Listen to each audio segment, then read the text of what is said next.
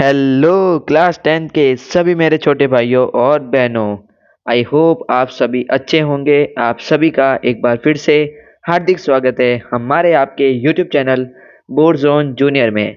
जैसा कि आप परिचित हैं कि हम हिंदी की मोस्ट इम्पोर्टेंट एमसीक्यू सीरीज चला रहे हैं और हमने पिछले 2 पार्ट में पद्य और गद्य को कवर किया और पूरी क्षितिज बुक को कवर कर लिया है। आज हम बात करेंगे आपकी सेकेंडरी किताब, वो है कृतिका।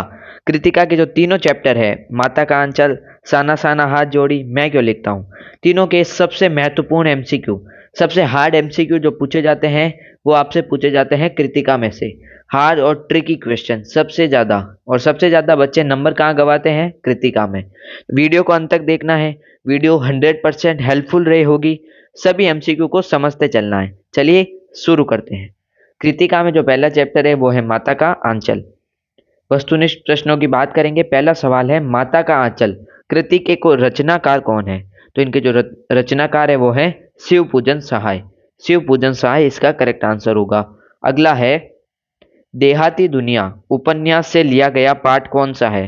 तो यहाँ पर देहाती दुनिया उपन्यास से लिया गया जो पाठ है वो है माता का आंचल। अगला सवाल, माता का आंचल पाठ में लेखक का असली नाम क्या था? आपने देखा कि लेखक का नाम शिव पूजन सहाय तो था, लेकिन असली जो नाम था वो था तारकेश्वर नाथ। अगला देखते हैं, भोलानाथ के पिताजी पूजा के समय उनके मस्तक पर किसका तिलक लगाते थे? भोलानाथ के जो पिताजी थे वो पूजा करते समय यहाँ पर भभूत भभूत पर, उनके मस्तक पर जो है वो तिलक लगाते थे। अगला सवाल है, रामनामा बही में लेखक के पिताजी कितनी बार राम राम लिखते थे?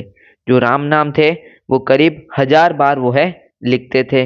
अगला सवाल, उतान शब्द का क्या अर्थ है? उतान शब्द का करेक्ट अर्थ है पीठ के बल लेटना। पीठ के बल लेटना। अगला सवाल है, माता का आंचल पाठ के लेखक को बचपन में सबसे ज्यादा अधिक जो लगाव था वो किससे था? तो सबसे ज्यादा अधिक लगाव जो था वो उनके पिताजी से था। अगला सवाल, बचपन में लेखक अपने पिताजी के साथ कौन सा खेल खेलता था? तो बचपन में वो पिताजी के साथ खेल खेलता था कुश्ती। बहुत ज्यादा कुश्ती यहाँ पर जो है वो खेलते थे घर में ही। अगला है, मकई के खेत में किसका झुंड चर रहा था? तो मकई के खेत में यहाँ पर जो है चिड़ियों का झुंड जो है वो चर रहा था। चूहों के बिल में पानी डालने से बिल से क्या निकला? तो चूहों के बिल में जब पानी डाला गया तो सांप जो है वो बाहर निकल आया। अगला सवाल है, बुढ़वा बेईमान मांगे करेले का चोखा कहकर बच्चों ने किसको चिढ़ाया था? ऐसी लाइनें जो है वो सबसे ज्यादा आरबीएससी बोर्ड वाले पूछते हैं। ऐसे जो है वो सीधे आपके एनसीईआरटी में से एक लाइन उठाएंगे और पूछ लेंगे किसने किससे कहा। तो ये जो है बुढ़वा बेईमान मांगे करेले का चोखा, ये शब्द मूसन तिवारी के द्वारा कहे गए थे। अगला सवाल, माता का आंचल पाठ किस शैली में लिखा गया है? तो इस पाठ की जो शैली है वो है आत्मकथात्मक शैली। अगला सवाल है, अमोला किसे कहते हैं? अमोला जो शब्द है वो आम का उगता हुआ पौधा उसके लिए प्रयुक्त होता है। ऐसे वर्ड आपको याद रखने हैं, ये आपको आगे भी कॉम्पिटिटिव एग्जाम में भी काम आते हैं। अगला सवाल है, माता का आंचल पाठ में महतारी शब्द, महतारी जो शब्द है यहाँ पर माता का आंचल में, वो यहाँ पर माता जी, उनकी जो माँ थी उनके लिए प्रयोग किया गया। अगला है, माता का आंचल पाठ में लेखक अपने पिताजी को क्या कहकर पुकारते थे? तो पिताजी को यहाँ पर वो जो है बाबूजी, बाबूजी कहकर पुकारते थे। अगला सवाल है, पाठ के अनुसार कड़वा तेल किसे कहा गया है? तो पाठ के अनुसार जो कड़वा तेल है वो सरसों के तेल को कहा गया है। ऐसे क्वेश्चन आपको यहाँ पर याद रखने होते हैं क्योंकि ये सीधे आपको एनसीईआरटी की लाइंस में से पूछे जाते हैं। अगला सवाल, कौन सा खिलौना लेकर लेखक बाहर गली में निकल जाते हैं? तो वो जो खिलौना है वो है काठ का घोड़ा।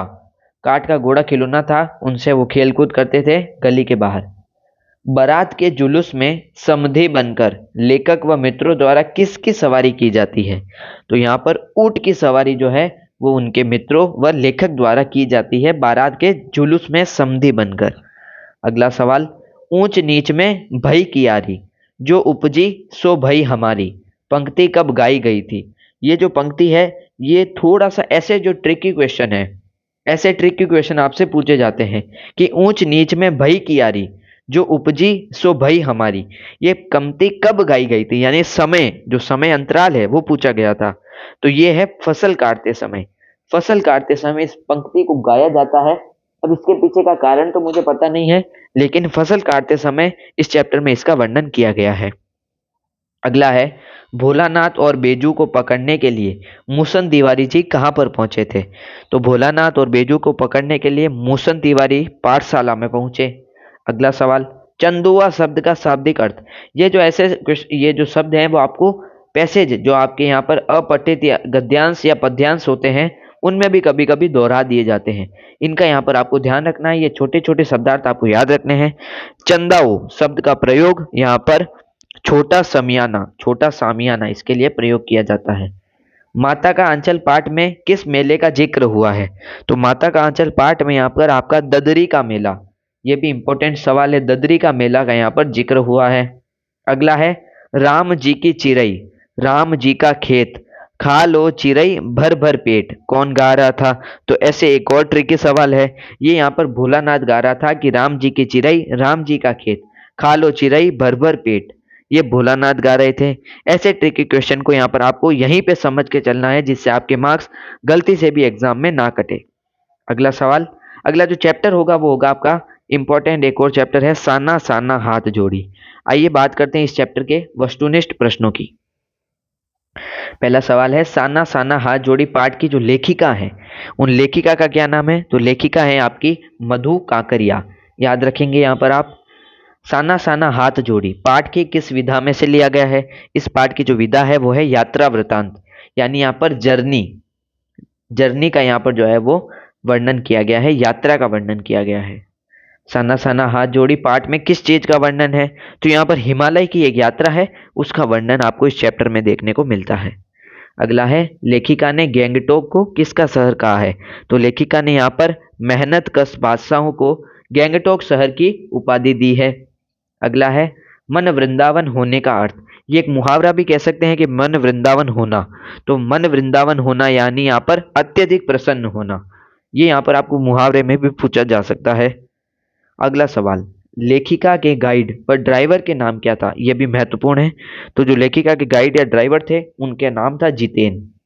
अगला सवाल, लेखिका ने जितेन ने देवी देवताओं के निवास वाली जगह का क्या नाम बताया। जो जितेन जो ड्राइवर थे उन्होंने देवी देवताओं के निवास वाली जगह का नाम बताया था यहाँ पर खेदुम।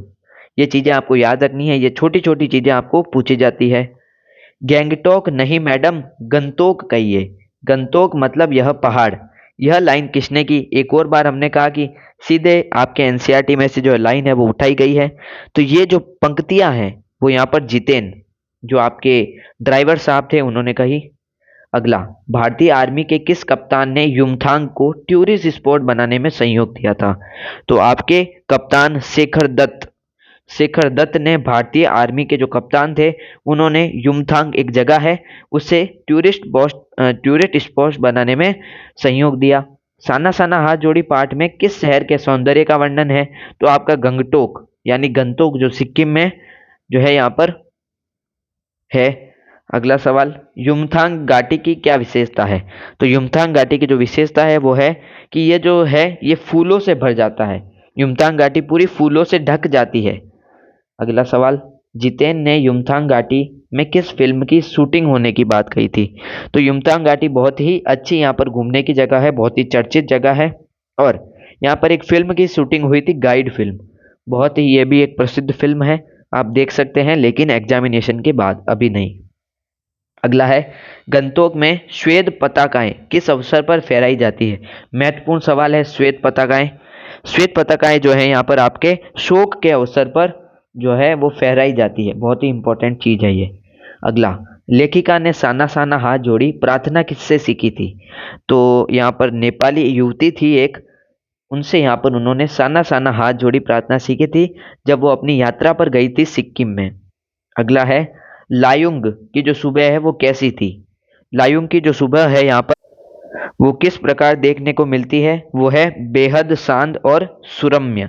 तो लायुंग की जो सुबह है वो बेहद ही शांत थी और सुरमय थी।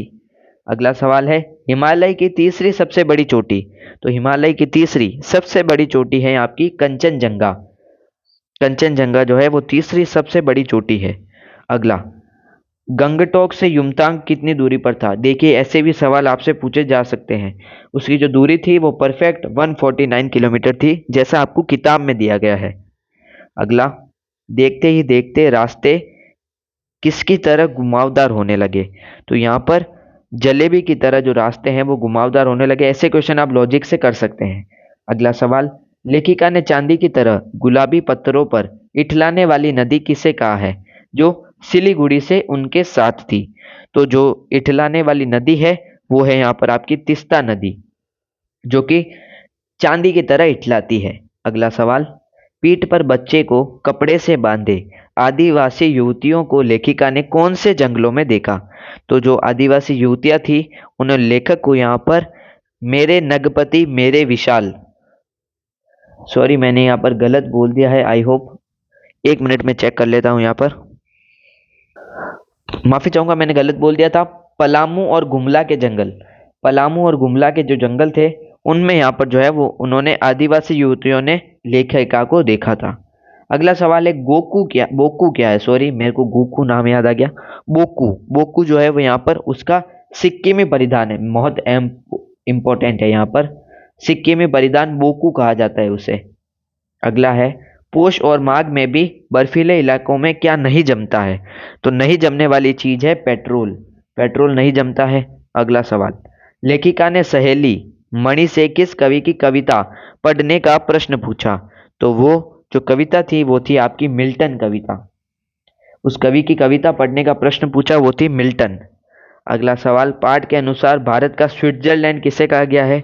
तो भारत का स्विट्जरलैंड कहा गया है कंटाओ को। कंटाओ को यहाँ पर पाठ के अनुसार, पाठ के अनुसार ये जो लाइन है ये इंपॉर्टेंट है, कंटाओ कहा गया है यहाँ पर कंटाओ। अगला है वेस्ट इट रिपेइंग, जीवन के प्रति संतुलन लेखिका ने किसे माना। तो यहाँ पर देश की आम जनता को वेस्ट इट रिपेइंग यानी जीवन के प्रति संतुलन लेखिका ने माना है। अगला सवाल, मधु जी ने प्राकृतिक सौंदर्य के साथ किन फूलों का यहाँ पर उल्लेख किया है। तो मधु जी ने यहाँ पर प्राकृतिक सौंदर्य के साथ जो यहाँ पर प्रियुता और रुडेंड्रो, प्रियुता और रुडेंड्रो के फ्लावर यानी जो फूल है उनका उल्लेख किया है। अगला है चरेवेती, चरेवेती का अर्थ, इसका जो अर्थ होता है वो होता है यहाँ पर आपका चलते रहो चलते रहो, ये सिक्किमी भाषा का शब्द है। अगला है पहाड़ी लोगों की जीविका के प्रमुख साधन। तो उनके जो प्रमुख साधन थे वो थे पहाड़ी आलू, धान की खेती और दारू का व्यापार। कुछ बच्चे दारू नाम सुनते ही एक्साइटेड हो गए हो, एक्साइटेड नहीं होना है, एग्जाम पे फोकस करो।